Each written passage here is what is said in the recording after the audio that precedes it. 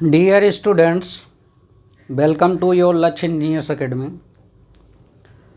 पिछले वीडियो में हम लोगों ने इफ़ेक्टिव स्ट्रेस के बारे में बात किया था और इस वीडियो में हम लोग कैपिलरिटी के बारे में स्टडी करेंगे। कैपिलरिटी क्या होता है या कैपिलरिटी फोर्स के कारण सॉइल के अंदर वाटर ऊपर की तरफ कैसे आता है, इसके बारे में हम लोग एनालिसिस करेंगे।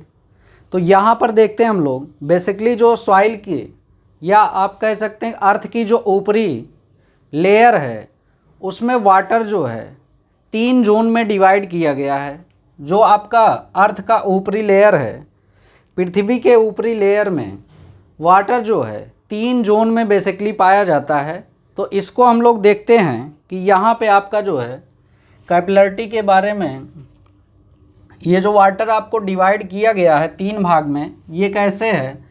तो यहाँ पर हम लोग देखते हैं कि ये मान लेते हैं कि हमारा ग्राउंड टेबल है या ग्राउंड लेवल ये आपका है। यहाँ पर जो है ग्राउंड लेवल है ये, और इसके बाद एक जोन यहाँ पर हम लोग डिवाइड करते हैं मॉइस्ट या ड्राई जोन। इसको पहले को हम लोग बोलते हैं मॉइस्ट और ड्राई जोन। ये जोन आपका 1 है। जोन क्या है? मोस्ट या ड्राई जोन 1 इसको बोलते हैं। और दूसरा इसके बाद हम लोग इसको डिवाइड करते हैं। यहाँ पर क्या है? आपका वाटर टेबल प्रेजेंट है। इसमें क्या है? यहाँ पर आपका वाटर टेबल प्रेजेंट है।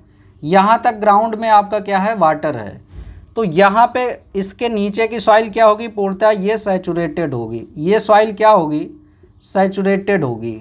यहाँ पे सॉइल क्या होगी? सैचुरेटेड होगी। लेकिन इसको नाम जो दिया जाता है ये आपका जोन 3 होता है। जोन 3 ये आपका सबमर्ज्ड जोन बोला जाता है। Submerged zone. यहाँ पे पूरी तरह से वाटर भरा होता है। यहाँ पर पूरी तरह से क्या होता है? वाटर भरा होता है। एक तीसरा जोन यहाँ पे जो आपका सेकंड जोन है बीच में, ये कुछ इस तरह से होता है।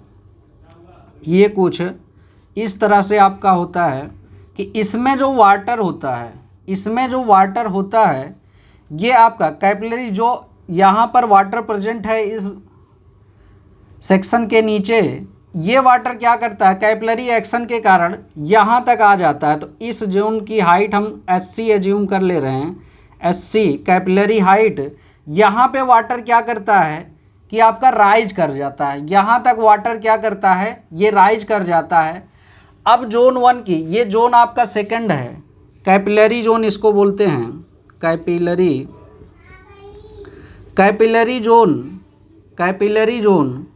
Zone second. तो यहाँ पे जोन 3, जोन सेकंड और जोन फर्स्ट। अब एक एक के बारे में हम लोग देखते हैं। यहाँ अगर स्ट्रेसेस की बात करें तो ये आपका ग्राउंड वाटर टेबल यहाँ पर प्रेजेंट होता है। ग्राउंड वाटर टेबल यहाँ पर वाटर प्रेजेंट है। अब यहाँ पे अगर हम लोग स्ट्रेसेस की बात करें, मान लीजिए जो भी स्ट्रेसेस यहाँ पर आ रहे हैं, तो ड्राई जोन में कोई भी स्ट्रेस यहाँ पर बेसिकली अभी हम लोग कंसीडर नहीं करते हैं।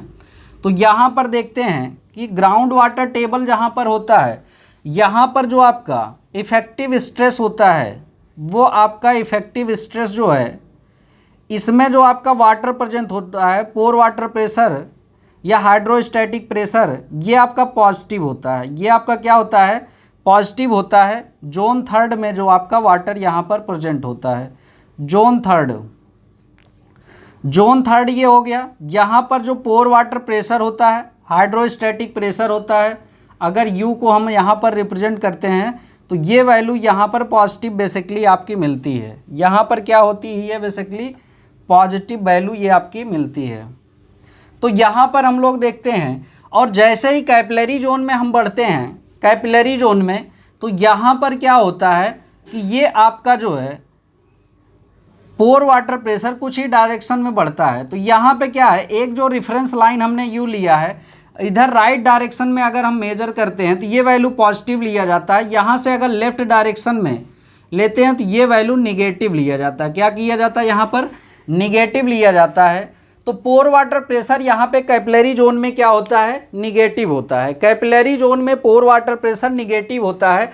अब अगर इन दोनों का हम लोग एनालिसिस करते हैं, इन दोनों का अगर हम एनालिसिस करते हैं तो इफेक्टिव स्ट्रेस इक्वल टू होता है total stress minus pore water pressure. Total stress minus pore water pressure, अगर हम यहाँ पर कैपिलरी जोन की बात करें तो ये पोर वाटर प्रेशर आपका निगेटिव आ रहा है।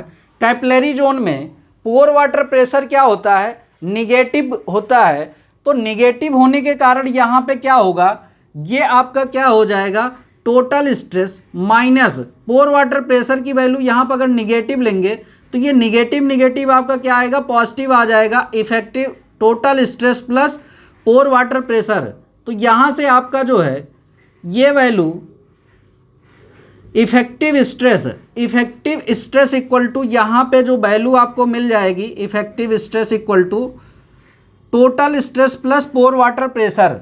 तो यहाँ पे कैपिलरी जोन में क्या होता है, इफेक्टिव स्ट्रेस आपका क्या करता है, इफेक्टिव स्ट्रेस इंक्रीज कर जाता है। इसलिए सॉइल की यहाँ पे क्या होती है, शियर स्ट्रेंथ बढ़ जाती है, सॉइल की डेंसिटी बढ़ जाती है, सॉइल की शियर स्ट्रेंथ बढ़ जाती है, परमिबिलिटी घट जाती है और वाइड रेशियो भी आपका यहाँ पे क्या होता है, घट जाता है। अब अगर हम जो है सबमर्ज जोन की बात करें, जहाँ पर वाटर लेवल पूर्णतया अप लेवल है, यहाँ पर सॉइल में पूर्णतया वाटर भरा हुआ है, तो इस केस की अगर हम लोग बात करते हैं तो यहाँ पर होता क्या है, यहाँ पे बेसिकली होता क्या है कि ये आपका जो है पोर वाटर प्रेशर क्या होता है, पोर वाटर प्रेशर या हाइड्रोस्टैटिक प्रेशर जो यहाँ पर होता है, pore water pressure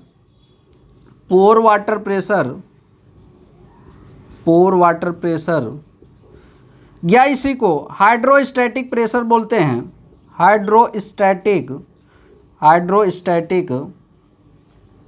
pressure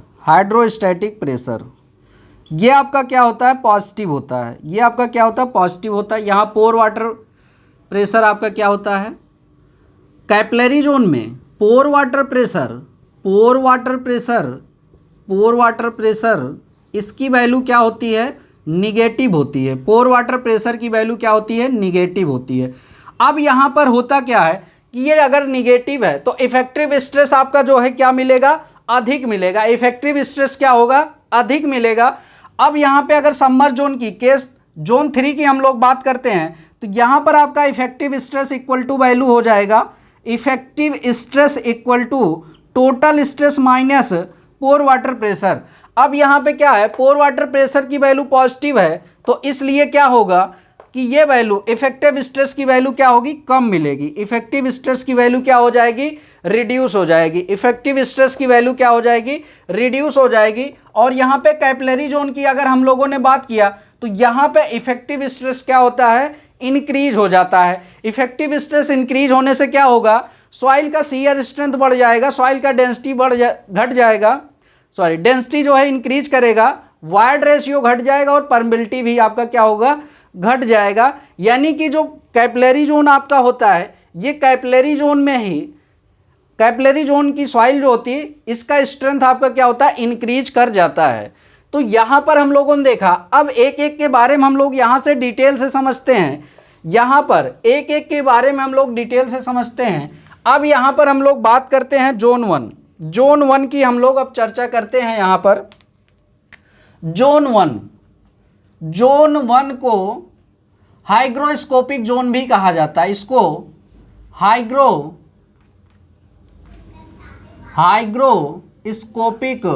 hygroscopic zone भी कहा जाता है। अब यहाँ पर हम लोग देखते हैं हाइग्रोस्कोपिक जोन में क्या होता है। जोन 1 में यहाँ पे क्या है, वाटर अवेलेबल नहीं होता है। ये सॉइल जनरली मॉइस्ट होती है या ड्राई होती है। यदि यहाँ पे वाटर नहीं दिया गया है या पानी की मात्रा नहीं सप्लाई की गई है तो जनरल अगर सॉइल की कंडीशन ऊपरी लेयर अर्थ की ऊपरी लेयर की बात करते हैं तो यहाँ पे जो वाटर आता है, जो मॉइस्चर आता है, वो एटमॉस्फेयर से ये क्या करती है, सॉइल एब्जॉर्ब करती है।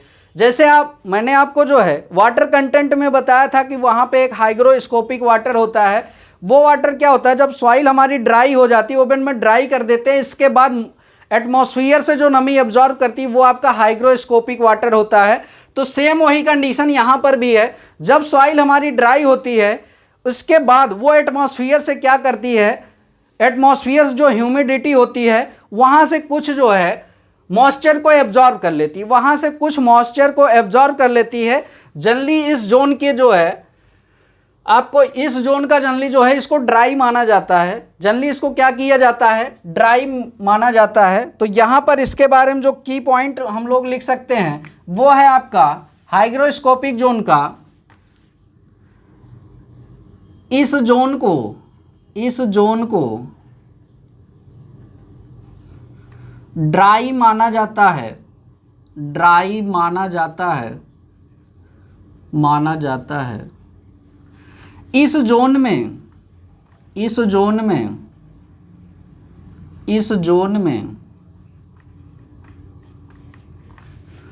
सॉइल में मॉइस्चर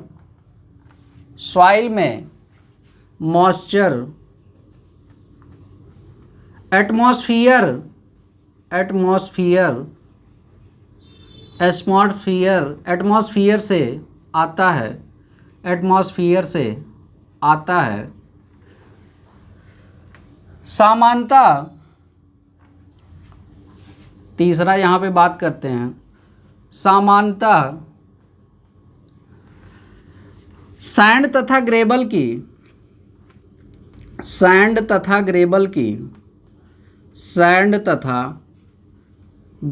की हाइग्रोस्कोपिक कैपेसिटी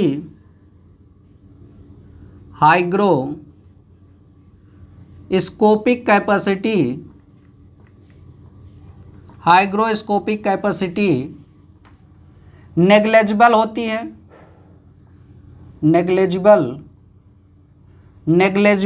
है।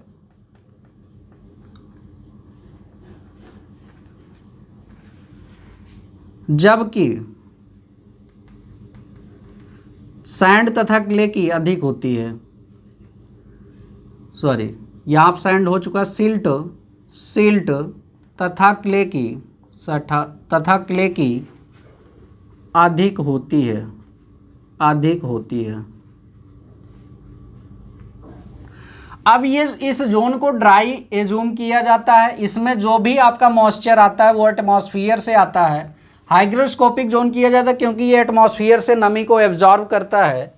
सामान्यतः इसमें सैंड और ग्रेबल की हाइग्रोस्कोपिक कैपेसिटी जो होती है, एटमॉस्फेयर से नमी एब्जॉर्ब करने की कैपेसिटी जो है वो नेग्लेजिबल या जीरो कह सकते हैं होती है। सिल्ट तथा क्ले की अधिक होती है, सिल्ट एंड क्ले की अधिक होती है। अब यहाँ पर देखते हैं, अगर हम लोग ग्रेबल की सॉइल, यहाँ पर अगर हम सॉइल ले लेते हैं और हाइग्रोस्कोपिक कैपेसिटी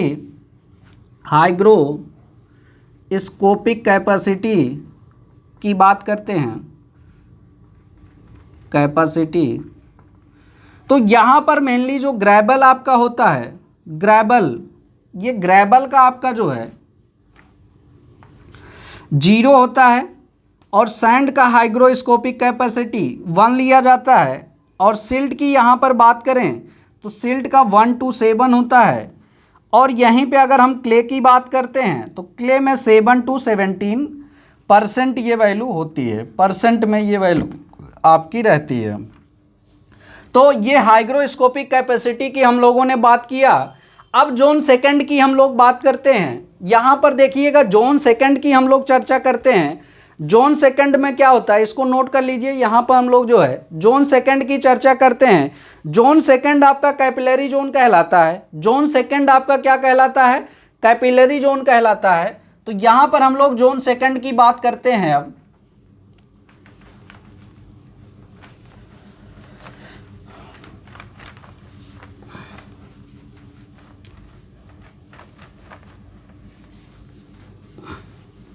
यहां से एक इंपॉर्टेंट क्वेश्चन आता है, कैपिलरी एक्शन किस प्रकार की सॉइल में अधिक होगा।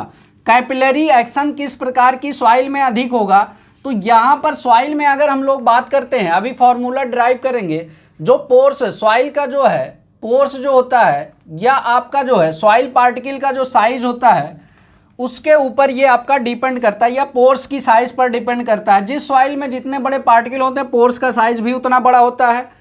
और जिस सॉइल में पार्टिकल जितने छोटे होते हैं उसमें पोर्स का साइज भी उतना ही छोटा होता है। तो यहाँ पर हम लोग देखते हैं कैसे ये डिपेंड करता है। सबसे ज़्यादा कैपिलरी एक्शन आपका कोलाइट्स में होता है, इसके बाद क्ले में होता है, फिर आपका सिल्ट में और ग्रेबल में। सिल्ट या ग्रेबल और सैंड में जनरली आपका बहुत ही कम पाया जाता है कैपिलरी एक्शन। तो यहाँ पर हम लोग देखते हैं जोन सेकंड को कैपिलरी जोन बोला जाता है। Capillary zone. तो यहाँ पर देखते हैं कैपिलरी जोन में होता क्या है। कैपिलरी जोन यहाँ पे क्या होता है, कैपिलरी जोन में यहाँ पे देखिएगा कि जो नीचे सबमर्ज सॉइल अवेलेबल है, यहाँ से वाटर क्या होता है, कैपिलरी एक्शन के कारण इस जोन में भी वाटर अवेलेबल हो जाता है। तो कैपिलरी जोन की सॉइल हमारी क्या हो जाती है, यहाँ पर सैचुरेटेड हो जाती है। ये सॉइल हमारी क्या हो जाती है, सैचुरेटेड यहाँ पर सॉइल हो जाती है। कैपिलरी जोन का जो सैचुरेशन होता है नॉर्मली ये 50 to 100% लिया जाता है। यदि क्वेश्चन में आपका सैचुरेशन इसका नहीं दिया हो, तो यहाँ पे हम क्या करते हैं 100% सैचुरेशन एज्यूम करके क्वेश्चन को सॉल्व करेंगे। यहाँ पर क्या करेंगे, क्वेश्चन को सॉल्व करेंगे। तो यहाँ पर हम लोग बात करते हैं कैपिलरी एक्शन की। कैपिलरी एक्शन या कैपिलरी हाइट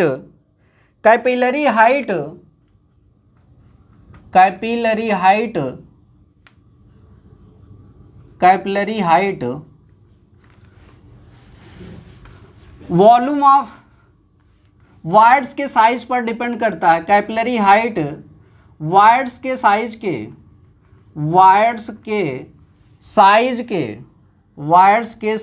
के इनवर्सली प्रोपोर्शनल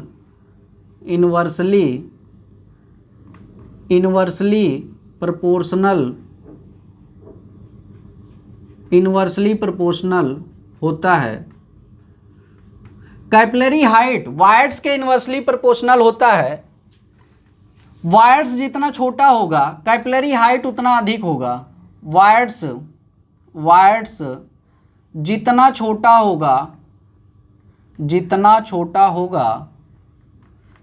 होगा कैपिलरी हाइट उतना अधिक होगा। कैपिलरी हाइट उतना ही अधिक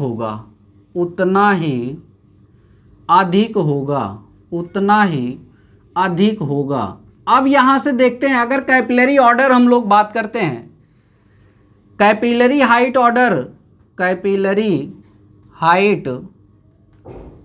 हाइट ऑर्डर इसकी अगर हम लोग बात करते हैं तो सबसे अधिक कैपिलरिटी आपका जो है कोलाइट्स में आएगा। कोलाइट्स के वाइड सबसे ज़्यादा छोटे होते हैं।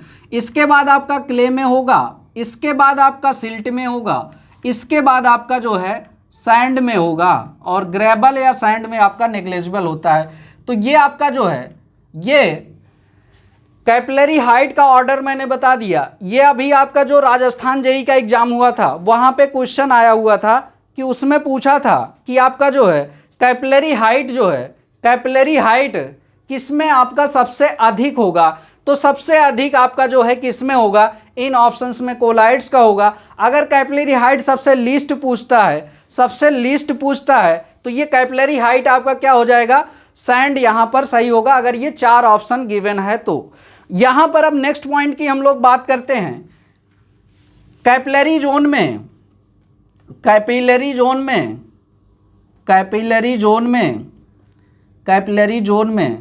सैचुरेशन 50 से 100% होता है। यदि प्रश्न में ना दिया हो, यदि प्रश्न में ना दिया हो तो 100% लेते हैं। तो 100%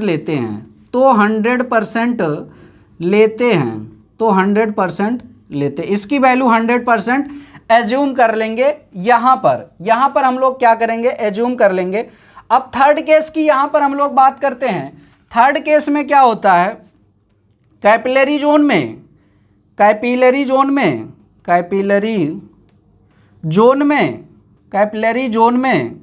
पोर वाटर प्रेशर पोर वाटर प्रेशर निगेटिव होता है, निगेटिव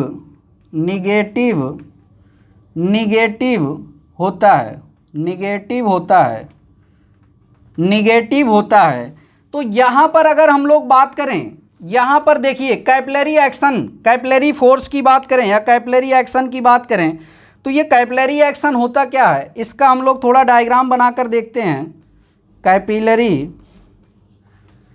कैपिलरी एक्शन, तो इसमें क्या होता है, यहाँ पर अगर मान लीजिए एक वाटर का जो है पैन ले लेते हैं, इसमें आपका वाटर फिलअप है और यहाँ पर एक ट्यूब हम इसमें क्या करते हैं, इंसर्ट करते हैं। यहाँ तक मान लीजिए वाटर टेबल इसमें अवेलेबल है, यहाँ तक वाटर टेबल इसमें अवेलेबल है।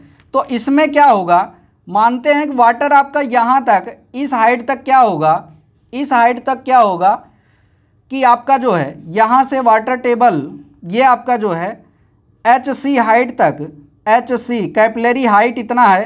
कैपिलरी एक्शन के कारण ये क्या होता है, यहाँ पर आपका जो है ये tension force, surface tension force के कारण क्या होता है, ये इसका वाटर जो है ऊपर की तरफ राइज करता है। इस ट्यूब में क्या होता है, वाटर जो है सरफेस टेंशन के कारण क्या करता है, ऊपर की तरफ राइज करता है। मान लीजिए टी सरफेस टेंशन यहाँ पे लगा, टी सरफेस टेंशन, और यहाँ से एंगल थीटा बना रहा है। तो ये वाला कंपोनेंट की अगर हम लोग बात करें तो ये T cos theta, T S cos theta यहाँ से हो जाएगा, और ये वाला भी कंपोनेंट यहाँ से टी एस कॉस थीटा यहाँ से हो जाएगा।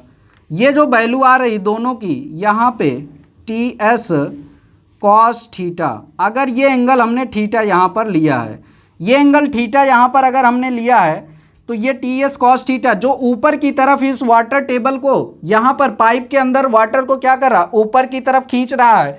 और जो इस वाटर का वेट है गामा डब्लू, यूनिट वेट अगर मानते हैं, ये डाउनवर्ड नीचे की तरफ काम कर रहा है। तो इन दोनों फोर्स को हम क्या करते हैं, ये कैपिलरी में यहाँ पे क्या कर रहा है, चारों तरफ आपका टी एस लग रहा है, चारों तरफ यहाँ पर टेंशन फोर्स आपका यहाँ से लग रहा है, ये ऊपर की तरफ खींच रहा है। ये मान लीजिए ट्यूब है, ट्यूब का क्रॉस सेक्शन हमने दिखाया, ये ऊपर की तरफ खींच रहा है, ये आपका क्या कर रहा है, ऊपर की तरफ खींच रहा है। टी एस आपका क्या कर रहा है, ऊपर की तरफ खींच रहा है। तो यहाँ से अब ये वाटर ऊपर की तरफ जा रहा है सरफेस टेंशन फोर्स के कारण।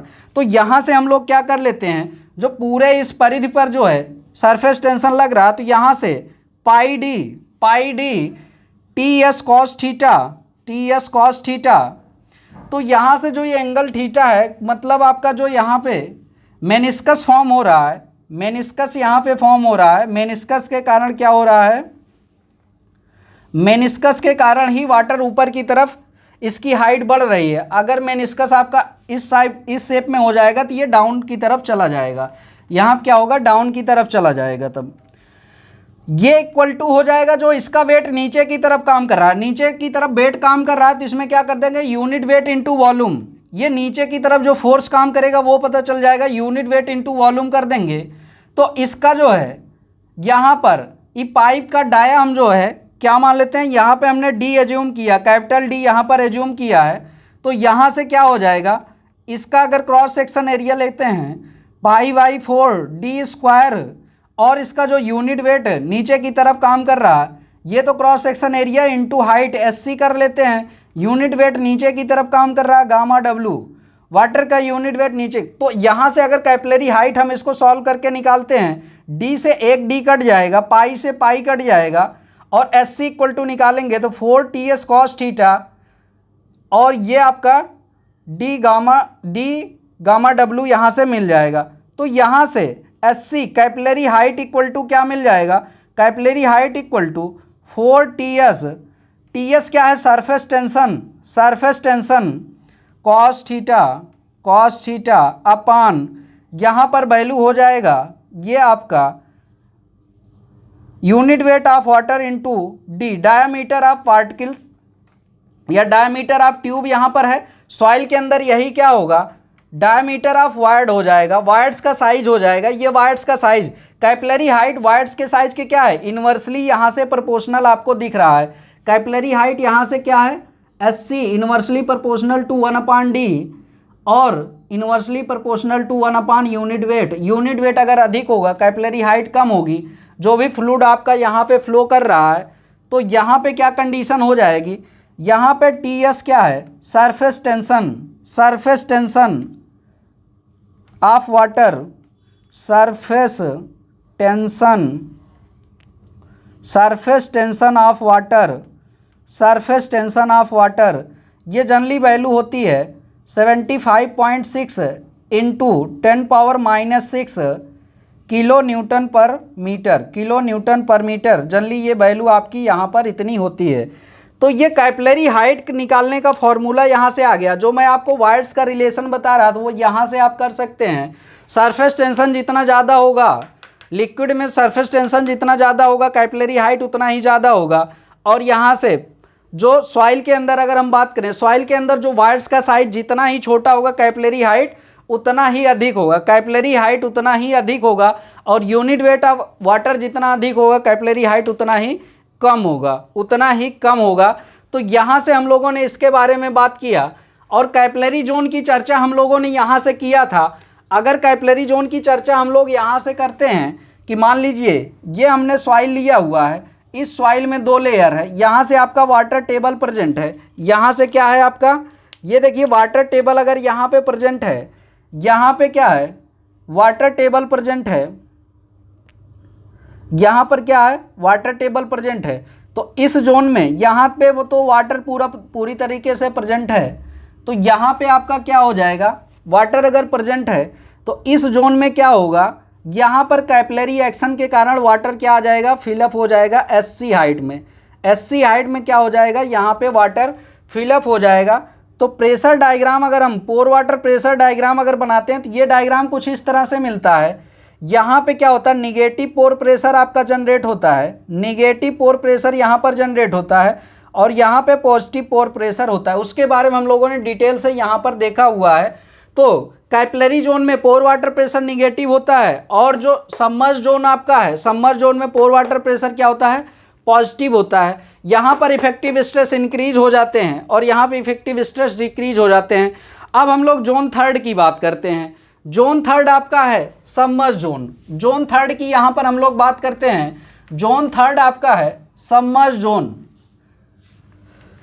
जोन थर्ड की बात कर लेते हैं। यहाँ पर जो वायर्स का साइज, एक चीज़ और देख लेते हैं, जो वायर्स का साइज है वो आपका कैसे हम जो है, या डायमीटर ऑफ पार्टिकल कैसे हम लोग कैलकुलेट करेंगे। डायमीटर ऑफ पार्टिकल जो है, यहाँ पर एक और नोट पॉइंट लिख लेते हैं कैपिलरी एक्शन में, नोट पॉइंट एक और लिख लेते हैं। यहाँ पे क्या होता है, diameter of particle, diameter of particle, note में डायामीटर ऑफ पार्टिकल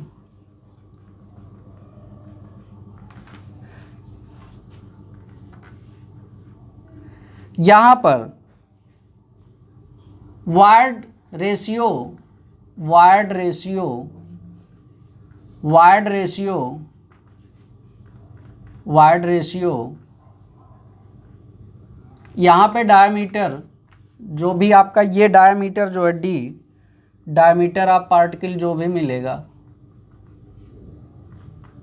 ये वायर्ड रेशियो, वायर्ड रेशियो तथा, वायर्ड रेशियो तथा इफेक्टिव साइज पर डिपेंड करता है। इफेक्टिव साइज पर, इफेक्टिव साइज पर डिपेंड करता है, इफेक्टिव साइज पर डिपेंड करता है, इफेक्टिव साइज पर डिपेंड करता है।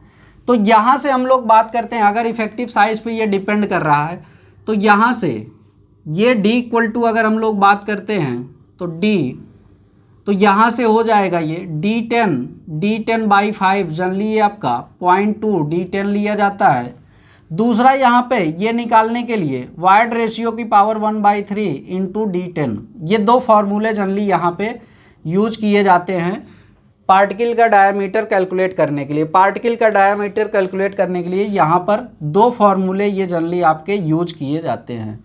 अब हम लोग जोन थर्ड की बात करते हैं, सबमर्ज जोन की। जोन थर्ड यहाँ पर हम लोग देखते हैं, सबमर्ज जोन में आपका क्या होता है, तो कैपिलरी एक्शन हम लोगों ने समझा। बेसिकली यहाँ पे जो पोर वाटर प्रेशर होता है कैपिलरी जोन में, वो आपका निगेटिव लिया जाता है और इफेक्टिव स्ट्रेस जिसके कारण क्या होता है, इंक्रीज हो जाता है। ये हम लोगों ने देखा। बेसिकली यहाँ पे यही आपका इंपॉर्टेंट है। दूसरा जो पहला इंपॉर्टेंट पॉइंट मैंने आपको लिखा था कि कैपिलरी हाइट किस प्रकार की सॉइल में अधिक होगा, तो कैपिलरी हाइट आपका जो है वो जिस सॉइल में वायर्स का साइज जितना ज़्यादा छोटा होगा कैपिलरी हाइट उतना ही अधिक होगा। अब यहाँ पे जोन 3 की हम लोग बात करते हैं। Zone 3 submerged zone, submerged zone. तो सबमर्ज्ड जोन में होता क्या है, यहाँ पे क्या है, यहाँ पर सॉइल पूरी तरह से सैचुरेटेड होता है। इसमें सॉइल फुली सैचुरेटेड होता है, फुली सैचुरेटेड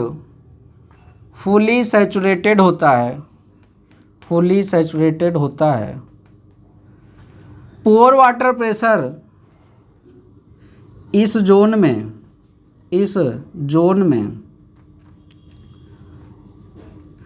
पोर वाटर प्रेशर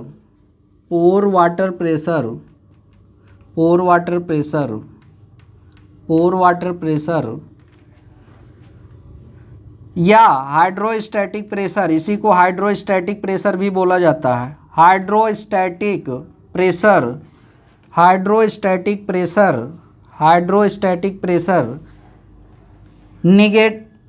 इसमें पॉजिटिव होता है, पॉजिटिव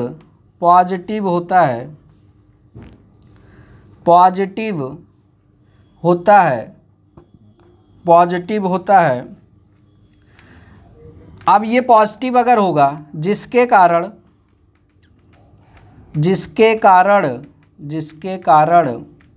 इफेक्टिव स्ट्रेस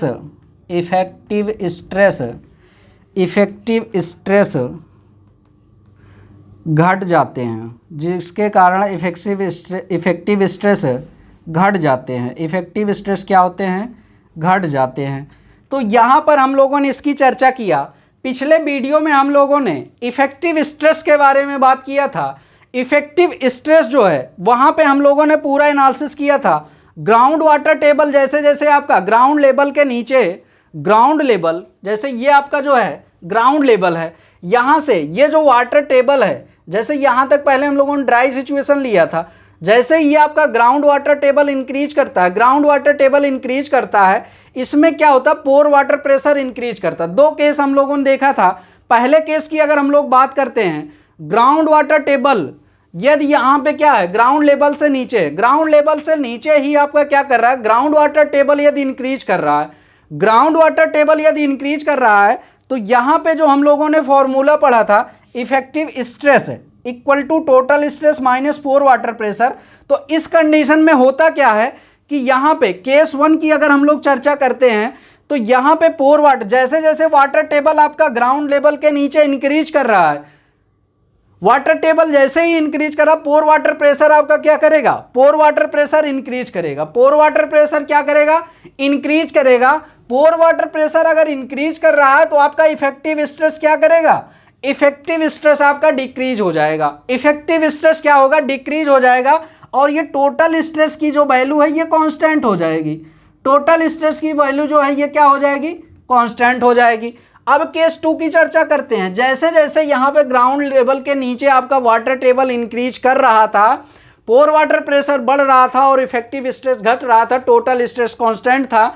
अब अगर वाटर टेबल ग्राउंड लेवल के ऊपर चला जाता, अगर मान लीजिए वाटर टेबल ग्राउंड लेवल के ऊपर चला जाता है, तो उस केस में क्या होता है, यहां पर देखिएगा, उस केस में क्या होता है, यहां पर इफेक्टिव स्ट्रेस इक्वल टू आपका वैल्यू आ जाता है total stress minus pore water pressure. तो जैसे ही आपका वाटर टेबल ग्राउंड लेवल के ऊपर जाता है, तो यहां पे क्या होता है कि पोर वाटर प्रेशर तो आपका इंक्रीज करता है। पोर वाटर प्रेशर इंक्रीज करने के साथ साथ आपका जो टोटल स्ट्रेस है यह भी इंक्रीज करता है। सेम अमाउंट में आपका जो है टोटल स्ट्रेस और पोर वाटर प्रेशर दोनों ही इंक्रीज करते हैं, इसलिए आपका इफेक्टिव स्ट्रेस यहाँ पे क्या होता है, कांस्टेंट हो जाता है। इफेक्टिव स्ट्रेस पर कोई भी प्रभाव नहीं पड़ता है, इफेक्टिव स्ट्रेस पर कोई भी प्रभाव नहीं पड़ता। ये 2 केसेस आपको ध्यान रखने, इससे रिलेटेड आपके एग्जाम में क्वेश्चन आते हैं। तो यहां पर हम लोगों ने इस टॉपिक में इफेक्टिव स्ट्रेस और कैपिलैरिटी कंप्लीट कर लिया। अब नेक्स्ट वीडियो में हम लोग सीपेज के बारे में बात करेंगे। नेक्स्ट वीडियो में हम लोग सीपेज के बारे में बात करेंगे। तब तक के लिए धन्यवाद। अरे वाह सर, आज तो ललकार दिए सर।